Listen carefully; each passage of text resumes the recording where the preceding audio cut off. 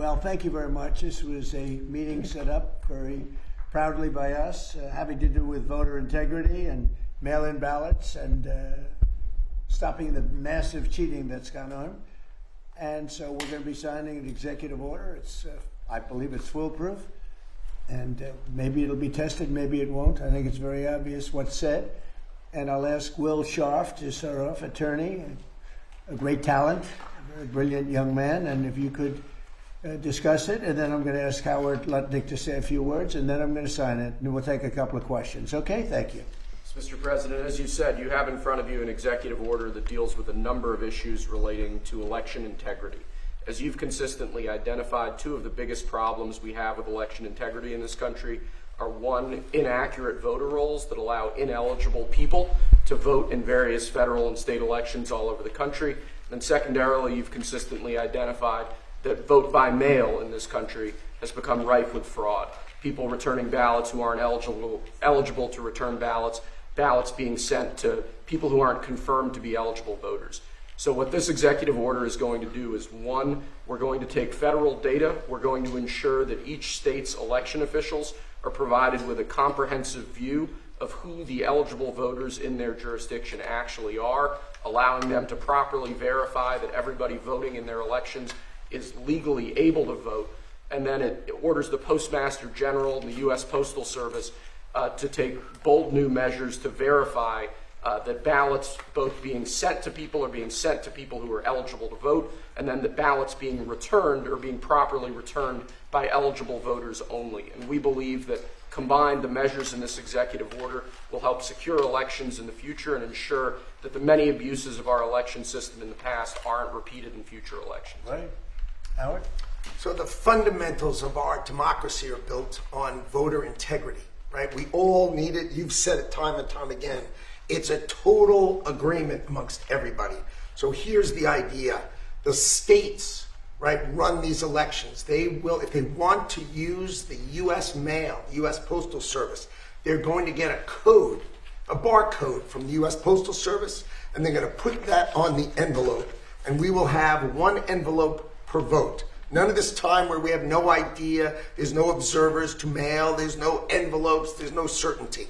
That's all going to go away, and what the president is doing today is he's going to make sure that mail-in ballots are safe, secure, and accurate, and will have a clear distinction. If you voted by mail, you will have it on the envelope. Obviously not on the ballot, but on the envelope. So we will know 1 million mail-in ballots. There'll be 1 million envelopes, and you'll be able to know exactly, correctly, that citizens voted. And this came up with some great legal minds. They looked at the various documents and everything that was going on, because the cheating on mail-in voting is legendary. It's horrible what's going on. And it's very clearly covered, very, very clearly so. I think this will help a lot with elections. We'd like to have voter ID. We'd like to have proof of citizenship, and that'll be another subject for another time. We're working on that. You would think it would be easy. It's a 98% issue for Republicans. It's 86%. The thing just came out, a poll, and it's 86% with Republicans and Democrats, not leaders, because the leaders of the Democrats cheat. And the only people that don't want to do voter ID are people that cheat. There's no other reason for it. Proof of citizenship, they want to be able to cheat. There's no reason. They have all sorts of reasons, excuses, but it's all nonsense. They want to cheat. But the Democrats themselves are very high. It's a very positive, very, very good thing. The Democrat voters, the Democrat leaders, guys like Schumer, who are corrupt, they want to use it for cheating because their policy is so bad with, think of their policy, open borders for everybody, where people pour into our country from countries all over the world. Think of that. You look at, just take any issue, take anything, everything they have is so crazy. But the fact that they don't want to sign voter ID is another issue. It's a big issue. The fact that they don't have proof of citizenship, that they want transgender for everybody, that they want men in women's sports. So the only way, they assume, the only way they can win is to cheat. When you have men in women's sports, it's fine. It's wonderful. By the way, I worked very hard with the Olympic Committee and got that terminated for the Olympics. Very nice. Now, girls won't have to get beat up in the boxing ring like they did last time. If you saw those fights, two people that transitioned beat the hell out of everyone, out of other people, women. It was not a pretty sight to watch. So I worked very hard with the Olympic Committee, and we were able to get that out. So the Olympics will not have men and women's sports. But these are the things that they vote on, and that's why we're having a problem with them. They don't want ICE because they don't want people to be taken out of our country that are murderers, that are drug dealers, and that are people from mental institutions, the criminally insane. These are not nice people. And it's amazing. It's not even believable. If you go back 12, 13, 15, 20 years, that we even have to bring up a subject like there will be no trans mutilation. We don't want any transgender mutilization of our children. We don't want to have people pouring into our country from other countries all over the world, where prisons are opened up. All over the world, they're opened up, and they pour into our country. Murderers. 11,888 murderers. Think of that. We got many of them out. And by the way, Washington, D.C. just set a new record for safety. I'm sure you know that because, Peter, when you walk down the street, you're not mugged lately. But it's a very safe city now. We took great pains to make it that way, but it actually happened pretty quickly. Within 3 months, it was good. Within 4 months, it was very good. Within 5 months, it was great. Now it's better than it ever was. And so Washington, D.C. is now considered a very, very safe city. We removed almost 4,000 people, just so you understand. You know, an interesting stat is that 2% of the people create more than 90% of the crime. And the good thing about that is when you get rid of 2%, it's not that many, you don't have a lot of crime. But Washington, D.C., we're very proud of. We're very proud of Memphis, Tennessee, and Louisiana. New Orleans is unbelievable. They had the safest, they just finished their Mardi Gras. They had the safest Mardi Gras in 58 years. The governor just called me. Jeff Landry just called me. He said, it's the safest Mardi Gras in 58 years because of us. And really, Chicago should call and say we'd like help. New York should call. They've had a lot of problems that we want help. Los Angeles should call and probably will. I think they have to. Now, we're going to have to do something when it comes World Cup time, and we're going to have to force ourselves upon them, which we have the right to do, because we don't want to have any crime. We don't want to have any problems for the Olympics and the World Cup, and even for 250.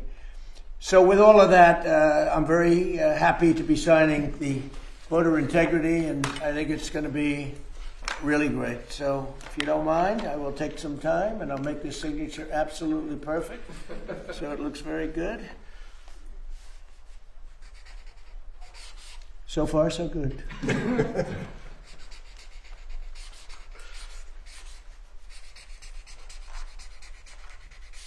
Okay, so that's a big deal.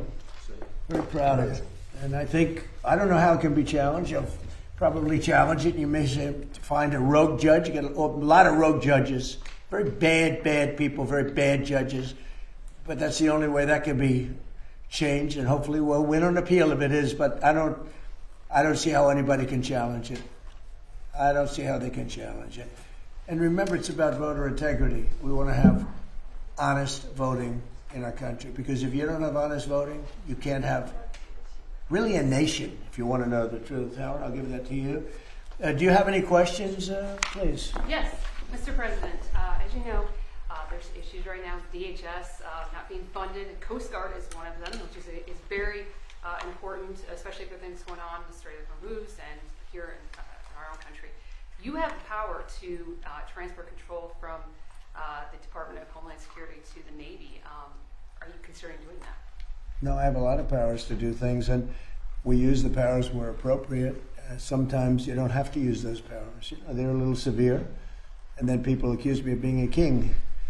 You see, the king, this is the new one.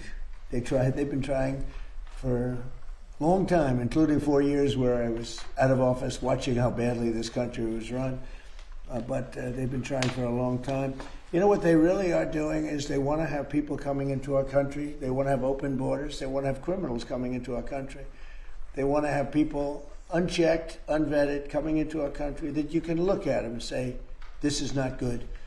And that's what happened. They allowed 25 million people into our country. Many of those people were criminals. Many of them were drug dealers and murderers and people that were let out of mental institutions, prison populations. In some countries, the Congo, almost its entire prison population was allowed to come into the United States of America, the Congo. Many of the countries in South America, they emptied their prisons out into our country. This was under Biden. And nobody can tell me that's a good thing. And yet, they haven't changed their ways, because if they ever took power, they would open up the borders and they would let people pour in and destroy our country. So I have many powers, but I don't have to use them. I mean, only in severe cases. Yeah. Mr. President, thank you. If you were able to sign the executive order to pay the TSA agents, why not do the same for FEMA and other agencies within the Department of Homeland Well, Security? FEMA is different, because FEMA, I really believe that it's fine, but I think it's very inefficient. I think, we have smart governors, and one way to tell whether or not they're smart is how well they do. FEMA is a very expensive way of trying to put out a problem. But what I'd rather do is let the states do it and help them financially, but let the states do it. In other words, you'll have a hurricane in Florida, and people will come from Alaska. They haven't been to Florida. By the time they get used to it, problem can be solved. So I've never been a big fan of FEMA. I like to keep it local. I like to see governors and neighboring states help each other, as opposed to FEMA. FEMA is very expensive, and it really doesn't get the job done. North Carolina, they did a terrible job until I became elected a second time, and I went and we had that tremendous water flood. There was a water hurricane, the likes of which nobody has seen. Land areas that never had lakes all of a sudden had lakes that you couldn't even get to it. And actually, we were helped by Elon Musk with with his great communication system that worked very well. We were very lucky, saved a lot of lives. But no, we got to do things right. And if you don't do them right, we shouldn't do them at all. Yeah, please. Thank you, President Trump. After you said today that the Iran war may be ending soon, the stock market closed much higher. Do you have thoughts on that? And also, a judge just ordered you to stop construction of the ballroom. Are you planning to stop? Well, we'll appeal that, but it's not. I don't know. It's basically. I wrote a part of his opinion, but basically he's saying I need congressional approval, and he's so wrong.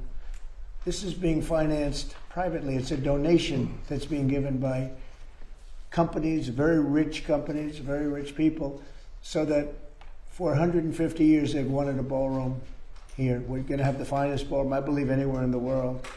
And he said we need congressional approval. Well, they don't get congressional approval from the White House. When they do things, they don't, especially when we didn't ask for any tax money. We have no tax. This is taxpayer free. We have no taxpayer putting up 10 cents. And I see right here, I just wrote it out. He said we need congressional approval. Well, we built many things at the White House over the years. They don't get congressional approval when they build in the White House. It's totally separate. And especially when it's a donation. I mean, the ballroom is a donation. It's gotten great reviews. People love it. And presidents for 150 years have wanted this ballroom to be built, because when we have President Xi or other presidents or prime ministers coming, we don't have a big room. We have the East Room, which is very small. And he said we need congressional approval. He also said, but this is positive for us, I'm allowed, that meaning we are allowed to continue building as necessary to, let's see, what is that? To cover the safety and security of the White House and its grounds. So it says here very carefully, the safety and security have to be protected of the White House grounds. Well, that's what we're doing, because everything's bulletproof glass, et cetera, including the ballroom. And then it goes construction and all of the things necessary. It says personal safety of the president and his staff are a part of that. So it talks about that we're allowed to continue building. In other words, he put an order on, and even that he gave 14 days. We don't need it, because that's what we're doing. He's allowed to continue building as necessary. And when it talks about the safety and security of the White House and its grounds, so Just so you know, I wrote some of the thing down. We have a drone-proof roof, and it talks about the president and his staff. Well, we don't have a lot of bulletproof glass. The White House was built a long time ago. This has the highest level of, in fact, they call this glass,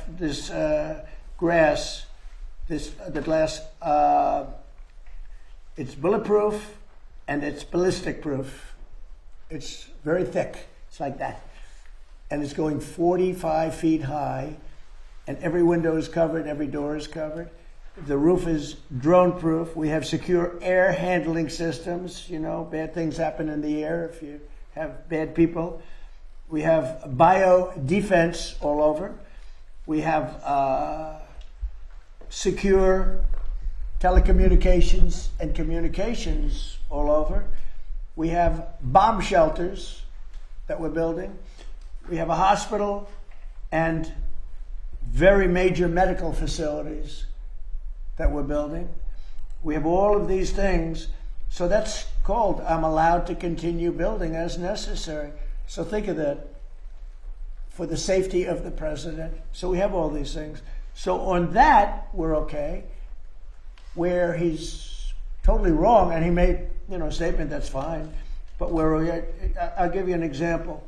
You have right here $300 to $400 million, depending on finishes. If I use very expensive marble, if I use very expensive wall coatings, if I could bring it up to 400. Otherwise, we're right now ahead of schedule. We're under budget, but depending on finishes, from $300 to $400 million are being given by great people that you all know. Rich people, rich companies, big companies. They wanted to see this built because every president, literally for 150 years, has needed a space like this. Many of you have gone to the tent when we have a president of a big country or somebody being honored of great distinction, and they sit in a tent, and if it rains, you get soaked because the grass gets wet here very fast. It's a wet area. They used to call it a wetland, but I guess they don't do that for the White House, but it's essentially a wetland. And when it rains, you're in trouble. The water can go up to 3 to 4 inches over their shoes. That's not a good feeling for who was Prince Charles, who will be here next couple of weeks, is King Charles, who's a great guy. We don't want him to sit in a pool of water. And they've been wanting this for 150 years, and we're building it, and it's covered perfectly. What's not covered perfectly is the fact that the judge said we need congressional approval. Many things have been built in the White House. They haven't gotten congressional approval, especially when the money is being not put up by the taxpayer. The taxpayer's not putting up a dime. This building was necessary for many years by the fact that I've built many ballrooms, and I built many things, and I know how to build. I'm not building the Federal Reserve where the guy's spending $4 billion for a tiny little building. $4 billion for the Federal Reserve building. That contractor is going to be one of the richest men anywhere in the world after he finishes the Federal Reserve. The man is totally incompetent. Jerome Tulate Powell is totally incompetent, and he's got to get out of office pretty fast. He's doing a bad job, but he's also done a bad job in shepherding the construction of that building. Do you know they ripped down a part of that building, and it was they say it's one of the nicest buildings in Washington. They ripped it down. So we feel, and we don't feel, we know that congressional approval is not necessary to put up a ballroom. And many things have been built on the site, they've never gotten congressional approval. And especially when the money is all put up. This is all donations by people that love our country, that love the White House, and that feel it was very necessary. Mr. President, a couple of questions for you on Iran, but first one that affects Americans here at home, gas prices. Today they hit $4. We have $4, yeah, and we have a country that's not going to be throwing a nuclear weapon at us in 6 months. Of course, but Americans are feeling the effects in the interim of this and they're also operation. feeling a lot safer. What is the plan to bring them back down? All I have to do is leave Iran, and we'll be doing that very soon, and they'll become tumbling down. And stock prices were up today almost to a record because they know two things. Number one, we have a safe country. We had to take a little detour because we had a madman named Khomeini who sadly is no longer with us. And we had regime change already. We've knocked out one regime, then we knocked out the second regime. Now we have a group of people that are very different. They're much more reasonable. I think much less radicalized.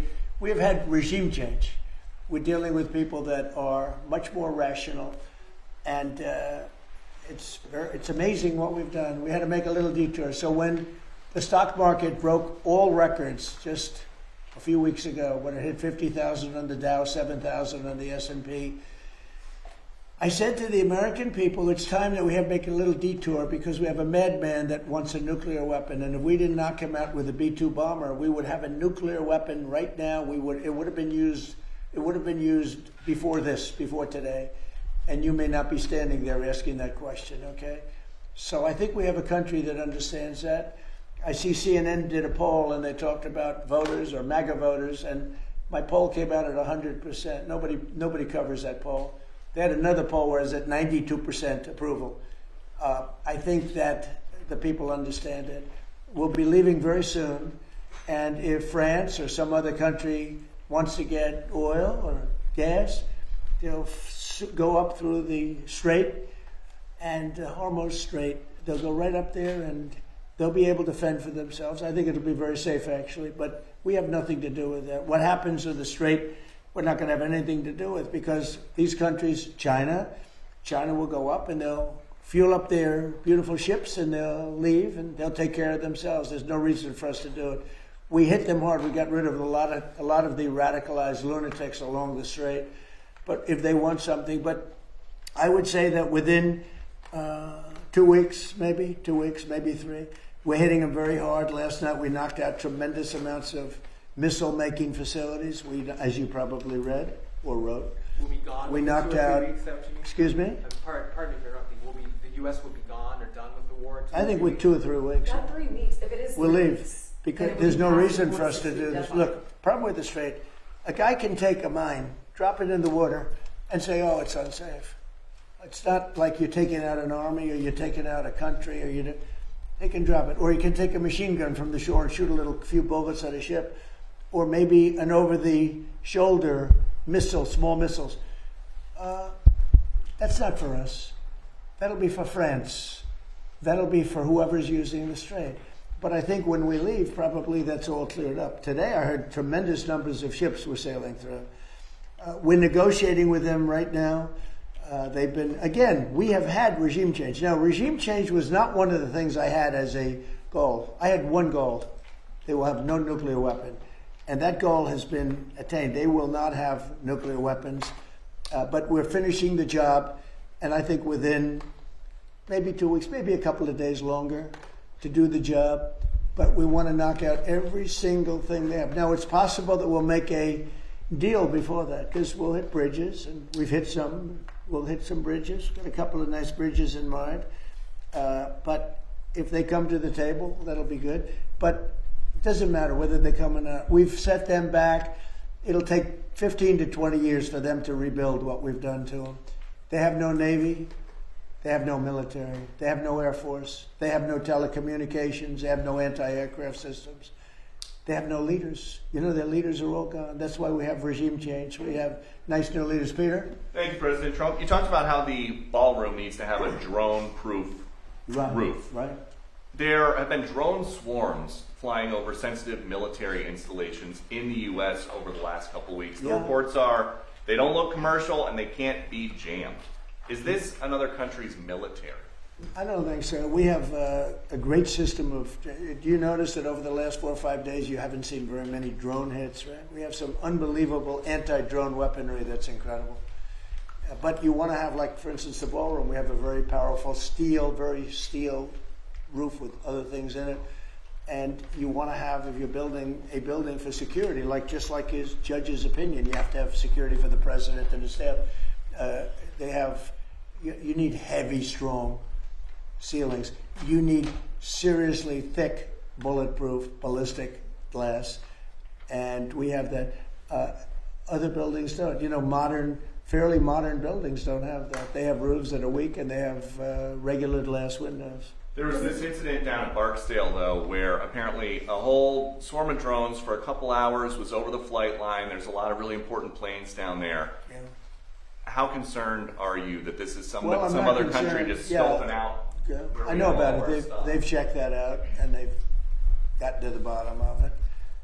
You know, you have a lot of people now that fly these things all over the place, and we're coming down very hard on them. But we're able to take them out militarily. We're able to take them out very easily. And a new thing is lasers. You know, the lasers are becoming very, very effective. You hit a drone and it melts in air. It's a beautiful thing to see. If it's coming at you, having a laser is a very nice thing. But we have, there are methods of defending against drones. I mean, the advantage from the standpoint of defense is they don't go very fast relative to a F-22, that plane right over there. They go very slow. They can be also shot out of the air by, you know, high quality aircraft, which we have more than anybody ever had. And there was a viral video this week. I don't know if you saw it, of Army helicopters hovering near Kid Rock's house in Nashville. Did you see that I video? didn't see it, no, but I'm sure they had a good time. Well, so the Army just said the crews of these helicopters have been suspended. What do you think of that? Well, it depends. Are they? Well, they probably shouldn't have been doing it. Yes, you're not supposed to be playing games, right? But I'd take a look at it. They like Kid Rock. I like Kid Rock. Maybe they were trying to defend him. I don't know. Does Iran have to make a deal? Does Iran have to make a deal for the U.S. to end its operation in Iran? And No, have you spoken? And have Iran you doesn't spoken have to. directly with Iran anyone doesn't in have Iran? to make a deal. No. Yeah, I've spoken to a lot of people. It's a new regime. They are much more accessible. They are right. You know, they said, we have a present for you, Mr. President, out of respect. I know, And they but said, yeah, wait a likely, minute, but would you want me to really- answer the question? You're a fresh person. You know, we've had a lot of problems with you, haven't we? No, they don't. You asked me a question. No, they don't have to make a deal with me. When we feel that they are, for a long period of time, put into the Stone Ages, and they won't be able to come up with a nuclear weapon, then we'll leave. Whether we have a deal or not, it's irrelevant. Now, it's possible that we'll have a deal because they want to make a deal. They want to make a deal more than I want to make a deal. But in a fairly short period of time, we'll be finished. They will not be able to do a nuclear weapon for years. And when they are ready, maybe in a long time from now, able to do a nuclear weapon, you'll have a president that will be like me in that he will go there and he'll knock the hell out of them again because they cannot have a nuclear weapon. They are very radicalized people. They're very sick leaderships. And I will say, though, that the leadership we're dealing with now, the new regime, because we have a new regime, and the new regime is much better than the past. Yeah. Mr. President, the Iranian government threatened a bunch of U.S. companies today in the region, including Google, Apple. With what? What did they threaten them with? PB guns? Or? Well, that's a They good don't have much question. left to threaten. My question for you is: I is don't the know. U.S. I mean, talking what to did those they? companies? You and made how a do you said. react to that? What did they threaten them with? I don't know. Tell me, how did they threaten them? Well, all I know is that they threatened them, sir. What does that mean? Fair enough. They said something Do nasty. is the government in touch with these companies? Are you helping to backstop them? You don't even know what the threat was. What was the threat? I haven't heard it. What was the threat? I'll get back Did to they you. say they're going to blow them up? They're going to hit them. Is They're that not. Iran's You know what they're not going idea? to do? They're not going to hit them with a nuclear weapon. Is it something you're concerned about, sir? No. Iran's IRGC issues a warning that they will target 18 U.S. technology companies if the U.S. continues targeted assassinations of Iranian leaders beginning on April 1st. Those companies included really? NVIDIA, Apple, Microsoft. Most of those Google. people are dead already. Yeah, Peter. I got one. Your son Eric posted a photo of what will be the Trump Presidential Library. Yeah.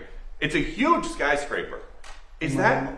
that all a library? What else is going in there? Well, it's a library. It's a museum, a library. It's a presidential. But I wouldn't start it till I'm out of office. I don't believe in building libraries or museums. It's really like the Barack Hussein Obama one in Chicago.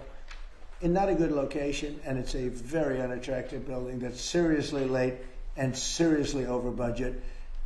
I think you're going to see a great one here, and it'll go up on time, on budget, best location in Miami.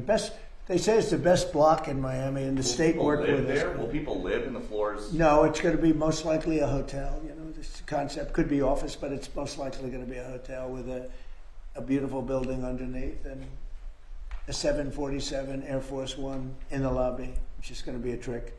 And the Supreme Court tomorrow is going to hear arguments about your executive order trying to get rid of birthright citizenship. And I'm going. You're going to go to the Supreme Court Think so. tomorrow I do believe and just sit there and listen. Because I have listened to this argument for so long, and this is not about Chinese billionaires or billionaires from other countries who all of a sudden have 75 children or 59 children in one case or 10 children becoming American citizens. This was about slaves. And if you take a look, slaves, we're talking about slaves from the Civil War. And if you take a look at when it was filed, all of this legislation, all of this, everything having to do with birthright citizenship, it was at the end of the Civil War. The reason was it had to do with the babies of slaves and the protection of the babies of slaves. It didn't have to do with the protection of multi-millionaires and billionaires wanting to have their children get an American citizenship. It is the craziest thing I've ever seen. It's been so badly handled by legal people over the years. If you look at the original birthright citizenship papers, they all happened right after the Civil War. The reason was it had to do with the babies of slaves. And hopefully it's going to say, because our country is being scammed. We're getting all of these people, they're selling the rights to them. People are making a living, a big living, getting hundreds of thousands and even millions of dollars from bringing people in and saying, congratulations, your whole family is going to be a citizen of the United States of America. That's not what it was for. It wasn't for billionaires bringing people in or family in. It was for the children of slaves. And what you really have to do, and I don't think the lawyers talk about it as much, look at when the Civil War ended and look at the date of when this was enacted. Okay. Have you ever been to the Supreme Court before? Is this going to be the first time going to the Supreme Court? No, I went once before. The opening of the Supreme Court in the last administration. And which justices will you be listening for most closely? I love a few of them. I don't like some others. And you know, you say what you want, but you have the ones that were appointed by Barack Hussein Obama and Biden. I don't care how good your case is. You could have the greatest case ever. They're going to rule against you. They always do. And it's not supposed to be that way. Now, the Republicans tend to be very different. They want to show how honorable they are. So a man can appoint them and they can rule against him. It's so proud of it. We're so proud we ruled against Trump. We're so proud. We're above it. There are those that say that's wonderful. And there are those that say they're so stupid. But the Democrats never fail at one thing. When Barack Hussein Obama or when Biden appoints somebody, they go along that line. You can have the greatest case in history. And almost, I guess I have to say almost, maybe I don't have to say it, almost without fail, those people, 4 of them, sometimes 5 of them, but 4 of them will vote against you. You don't have a chance. You don't have a chance. And that's not what the court system is. Now, the Republican appointees tend to go, and this has been long before me. This has been for many years. Some people would call it stupidity. Some people would call it disloyal. Some people would say they're right in doing it. And I don't mind being right, but the other side almost never does it. Almost. I think you could find maybe a couple of instances. Almost never does. When a Democrat appoints a judge, and I'm talking about judges, not just justices. You go before some of these Democrat judges in Washington, D.C., and you don't have a chance. That's why I gave pardons to hundreds of people that were so badly treated, having to do with J6. Yeah. President Trump. Next. Oh, do you have a question? Yeah. Let's go. I didn't see you over there. Sorry. You've been so nice. Here we go. Now she's gonna hit me with a bad one. Go ahead. On the Save America Act, Mr. President, do you still think it's going to pass? Were you signing? I don't know. It's the craziest thing. The Democrats are totally against it. Again, they're unified. I think maybe you would have Fetterman, who I have a lot of respect for, but the Democrats are unified against it, and you need Democrat votes. Unless you do something smart called the filibuster, terminate the filibuster, which they should do. Republicans should do that, but there are a couple of Republicans that maybe they're not so smart, because the Democrats will do it in the first day in office, maybe the first hour. It's a question, will it be the first hour or the first day? So who can believe that a person, you can't even get it to the floor, that a person wouldn't vote for, think of it, for citizenship, proof of citizenship, for voter identification. And we also added one, we added mail-in ballots. Mail-in ballots with exceptions for the military, for people that are sick, people that are traveling, for the disabled. We have very generous exceptions. But who would believe that that would be possible not to get those things to vote for? And then we added, best of Trump, we added no men and women sports, different subject, but we added that. And we said no transgender mutilization of our children. These are all 90, 95, maybe 98 in some cases, maybe 99 in terms of those first two. If you talk about the first two, I think at 98, 99% voter identification, right? Wouldn't you think? Don't you think it's nice with picture?